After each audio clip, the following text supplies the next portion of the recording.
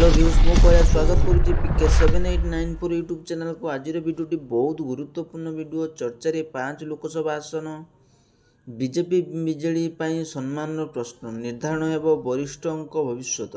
चलते पूरा खबर जाना। पूर्व वीडियोटी भल लगे लाइक शेयर सब्सक्राइब करेंगे, बेल आइकन दबाइए। देन चलते पूरा खबर जाना।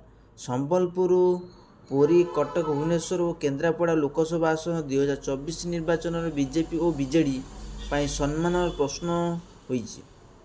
बीजेपी वरिष्ठ नेता माने 5टी आसन प्रतिद्वंदिता करुवा बेले सेमानक मुकाबिला बीजेडी अंटा भिड़ी। ओडिशा रे 21टी लोकसभा निर्वाचन मंडली मध्यरु 5 आसन फलाफल उपरे जातीय स्तर नजर रखा जाइछि। निर्वाचन फलाफल उपरे एही सब आसन लड़ुतिबा नेता भविष्य निर्भर करिवो बोली राजनैतिक महल रे चर्चा होइछि।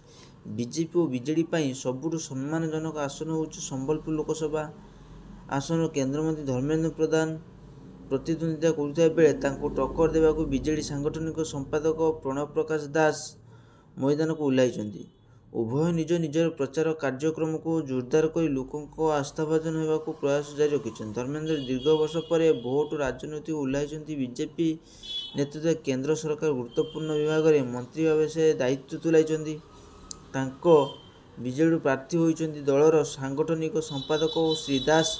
जाजपुर विधानसभा आसन से बारंबार निर्वाचित होउथिबारु एथिरे दल तांकू नुआ परीक्षा निरीक्षा करिछि। विधायक परिवर्ते सांसद प्रथा व्यवहार 2009 रे कांग्रेस अमरनाथ प्रधान और 2014 बीजेडी नरेंद्र कुमार प्रधान सिंह। मैं आशा करी वीडियो भल लगे लाइक शेयर सब्सक्राइब करेंगे, बेल आइकन दबाइए। जय जगन्नाथ।